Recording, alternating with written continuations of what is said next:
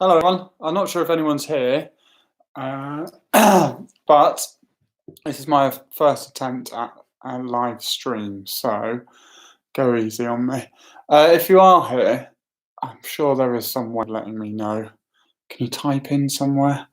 What I was hoping to do was to go through the notes on my whiteboard outside, but unfortunately, it won't allow me to do that on my phone, and setting up my laptop to record it might be a bit tricky.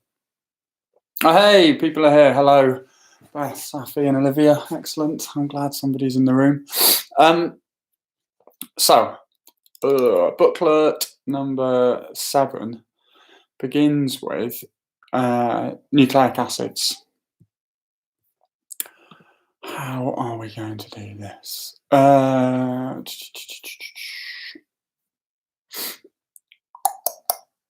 not really thought about this. How are we going to do it? Right.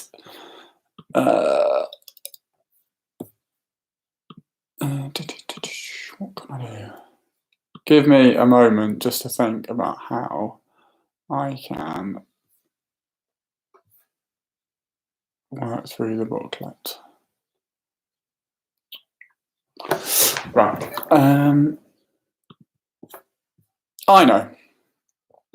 How about if you open up the PowerPoint that I shared with you earlier on, I will talk you through the PowerPoint and maybe answer any questions that you have about the PowerPoint and the notes in particular.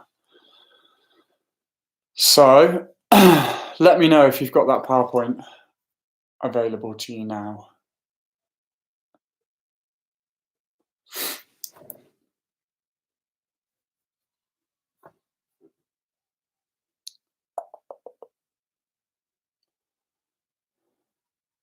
Can I do a screen share? Yeah, got it. Right, okay. So it begins with a little bit of introduction about where the chromosome is. So inside a eukaryotic cell, there is a nucleus. Inside that nucleus contains the chromatin. And the diagram that you've got on that third slide shows the chromatin arranged into 2 chromosomes. Now, those chromosomes only appear like that after replication and just before cell division takes place. Actually, what is a better representation is on slide number 4. It has a diagram of the DNA wound around the histones. You can see the histones are written really small, or drawn really small, and for the most part of the cell cycle, the DNA exists as those histones. As chromatin wound around the histones.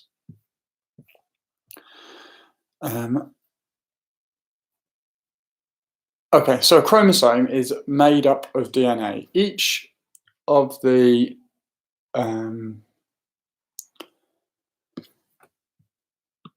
chromosomes, if you have a look back onto slide number 3, there is the diagram in the bottom right-hand corner, which with a label to DNA and to the 2 genes. So if you split that down the middle into a left-hand side of that diagram and the right-hand side of that diagram, the DNA molecules on the left are identical to the DNA molecules on the right. So a chromosome is made up of 2 identical copies of a piece of DNA. Now, each eukaryotic cell contains 2 different chromosomes, one that is a maternal chromosome and one that's a paternal chromosome. So the maternal and the paternal chromosomes have the same genes, but not necessarily the same alleles.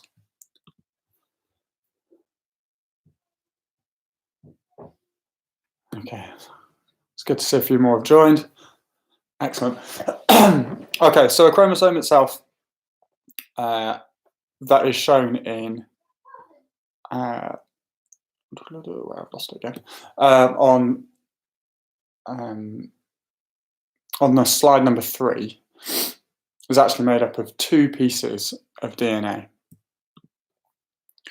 And then if you have a look on slide number 4, that is shown a bit more clearly. You can see that the DNA gets wound around the histones to form the chromatin, and then it gets supercoiled and condensed until it eventually forms what is the yellow part at the bottom of that diagram in the top right-hand corner. And actually, you can see the label at the very top of that diagram is chromatid and then chromatid. So each chromatid is an identical copy of the other one in what is called a pair of sister chromatids. Okay, then if we can flick on to slide number 6, it has a diagram showing the DNA structure. And the DNA structure has part A, which is a phosphate group, Y, which is, now this is a pentose sugar, but in DNA, that pentose sugar is deoxyribose. So DNA stands for deoxyribonucleic acid. So that pentose sugar, that 5-sided sugar, is deoxyribose. And then the third part of the DNA molecule is a nitrogenous base. And that just means it's a base containing nitrogen. And there are 4 bases: adenine, cytosine, guanine, and thymine. Adenine and thymine are complementary to each other. We'll have a look at this in a bit more detail in a moment. Cytosine and guanine are complementary to each other. So on slide number 6, it shows the 2 organisms, cattle and octopus. And it's got some blank spaces there. If the percentage of adenine in cattle DNA is 29%, because thymine is complementary to that adenine, thymine would also be 29%. So 29 and 29 makes 58%, leaving another 42%. And we can see guanine is 21, so half of 42, so cytosine must be 21, half of 42 as well. So the total percentages of adenine, cytosine, guanine, and thymines obviously can be 100. So you can work it out from that. Now the question below, the octopus, where it tells us that adenine and thymine both have 33%. So that gives us 66%, leaving 34%. And you just need half of that. So 34, 17% for each one. Like so, and that's on, and that is shown on slide number 7. So on slide number 7, it shows A is the phosphate group or inorganic phosphate, Y is deoxyribose, and the nitrogenous base. And it's got those percentages and an explanation of how they are produced. Okey-doke.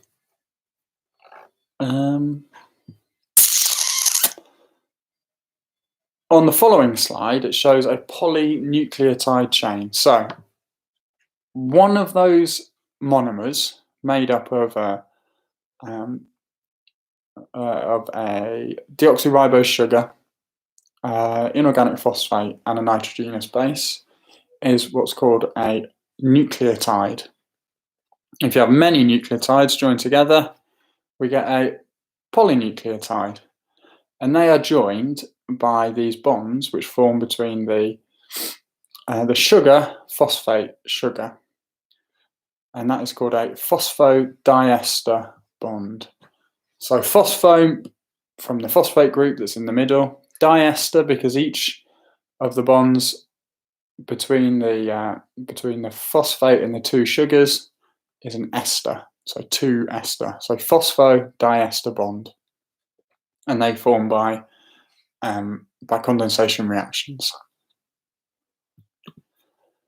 Then, if you have a look at, so that was on slide number 8. If you have a look at slide number 9, you will see that it shows 2 things here. So it shows 2 strands now. So on the left-hand side, we have this sequence of nucleotides, A, G, C, and T.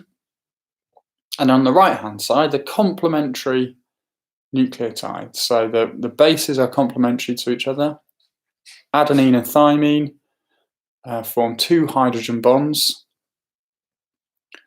Guanine and cytosine form 3, and cytosine and guanine 3 hydrogen bonds, and thymine and adenine 2 hydrogen bonds. You may also notice, that the strand on the right-hand side appears in the opposite direction. So with the phosphate group sort of pointing downwards. Now, this is one of the features of DNA, and we say it's antiparallel. So the strands, you can see this, the strands are parallel to each other, but they run in opposite directions. We call that antiparallel. Okay, in some videos that you see on the structure of DNA, it refers to 5 prime, like a 5 apostrophe to 3 apostrophe, 5 prime to 3 prime. Now, for the A level, we don't need to worry about that. But you may see videos referring to it, and you'll see one direction goes 5 prime to 3 prime, and the other direction is 3 prime to 5 prime. Don't panic about that at all, though. And then on page number 10, it shows the second nucleic acid that we need to be familiar with. So the first one is DNA, and the second is RNA. And if you look carefully at those 2 diagrams, you may notice some differences. So I'll give you a bit of a chance to have a look at that. In fact, why don't you type in, if you can, the differences on this live chat thing. Let's see who's following along here.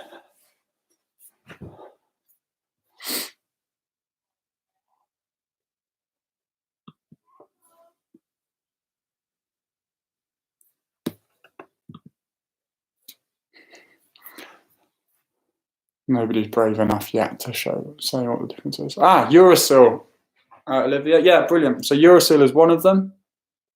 Uracil is the in RNA.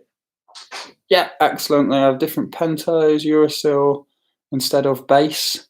I think, Kim, what you mean there is uracil instead of the thymine base. So you're right there. Well done, everyone. So in RNA, uracil replaces thymine. And who else is the sugar? Kim said the sugar. Yeah, excellent. Darcy said the sugar. Yeah, so they have a different pentose sugar. So in DNA, it's deoxyribose. Oh, well done, Beth. Deoxyribose in DNA and ribose in RNA, as the name suggests. So yeah, that's excellent. So those are the 2 differences. Does anyone know any other differences? So those are the differences between the nucleotides, but how about the polynucleotide? Are there any differences between those?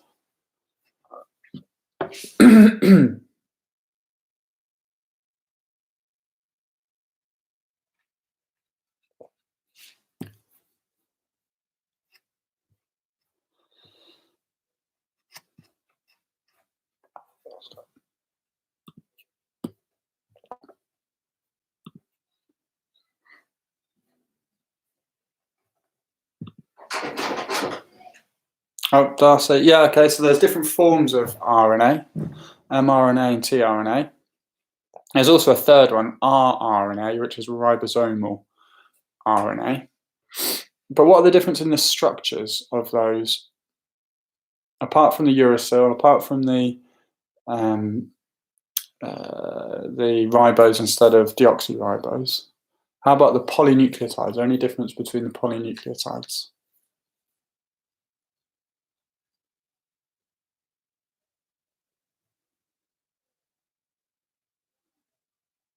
Brilliant. Yeah, but so RNA is single-stranded, whereas excuse me, DNA is double-stranded. RNA is single-stranded. Excellent. So, thanks, Morgan. Single-stranded as well. Well done. Yeah, brilliant. So, typical types of questions you might get on that is to give some of those differences between the DNA and the RNA. So obviously, uracil replaces thymine in RNA.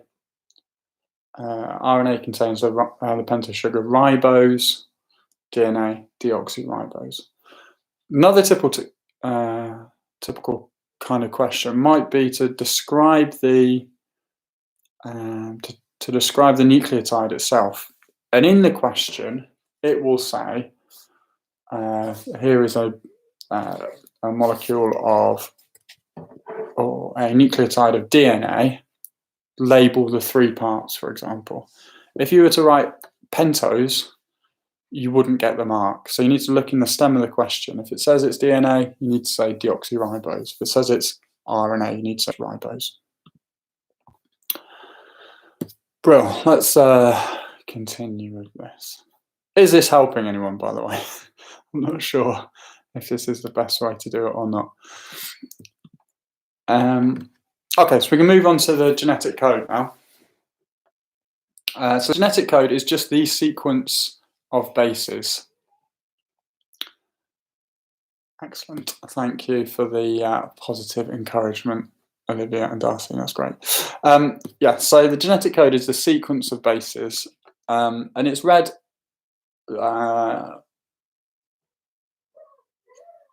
it provides the code for the amino acid sequence in a polypeptide, in a protein. So the genetic code, for a start, it's triplet, and that means 3 DNA bases codes for a single amino acid. It's non-overlapping, the overlap between the triplets. What other features does it have? It's degenerate. Degenerate means that some triplets code for some amino acids have more than one triplet code. So here's a little quiz, nice and quick. Fastest to get this done. How many amino acids are there?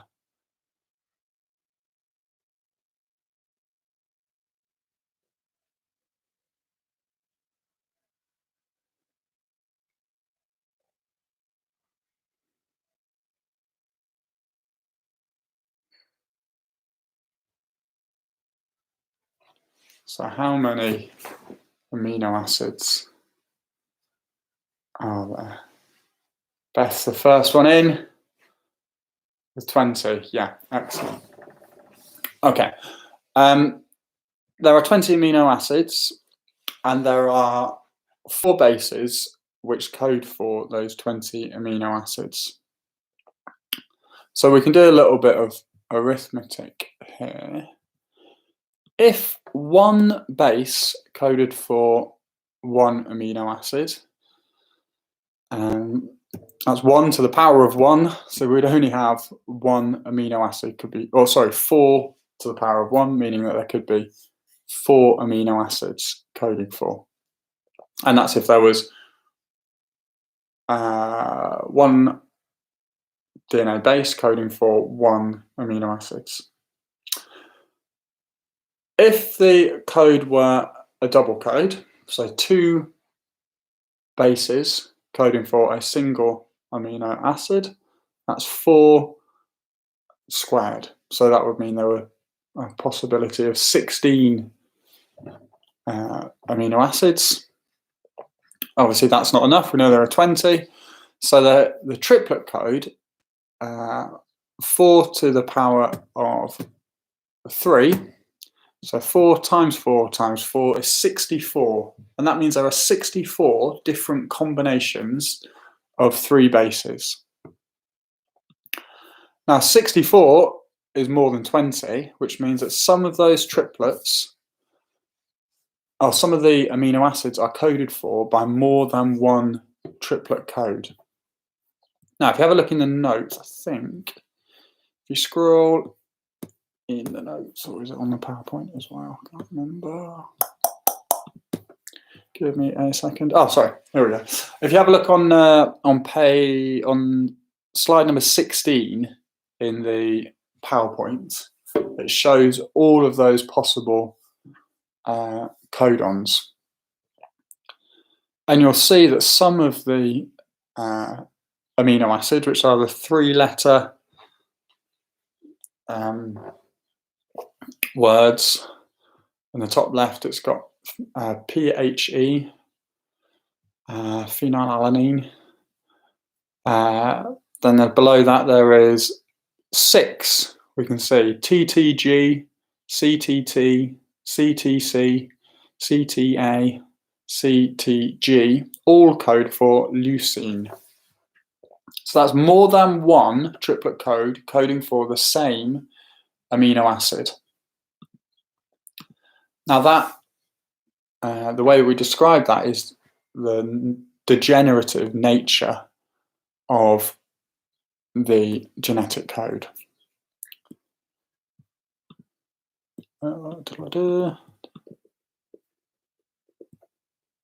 Yeah, so we say that the genetic code is degenerate.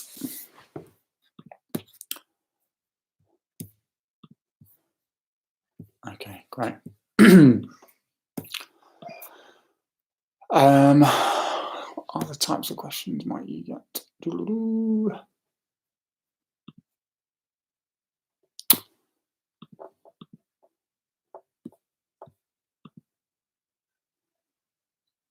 Okay. Right, I suppose if you have a look at page number 14 on the PowerPoint, it shows very simply protein synthesis. What I am going to do is a video itself on those processes of protein synthesis. But what you can see is the nucleus and the cytoplasm and the ribosome. In the nucleus, there is the DNA, and we can see that code GATAGC. mRNA makes a copy of the template strand of DNA.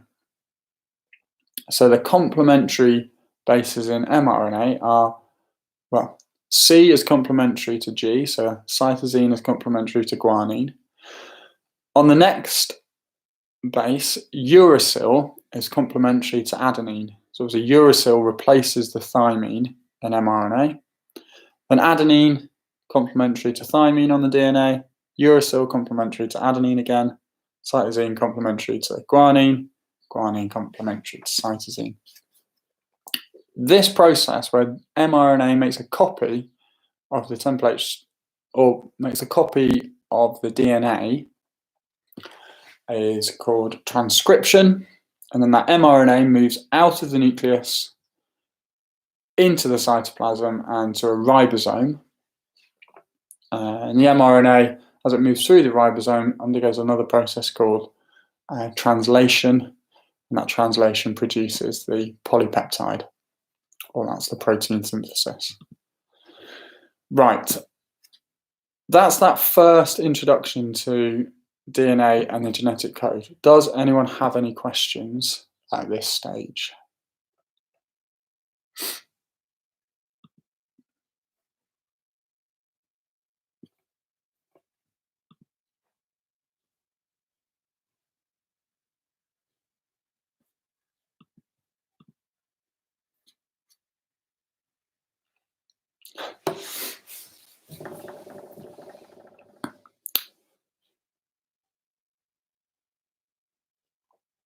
Well, the questions aren't exactly flooding in, so perhaps if I stop the stream now and I go make a video on the next section. Oh, what sort of questions will be asked on the genetic code? Brilliant. Okay. So you may be asked about the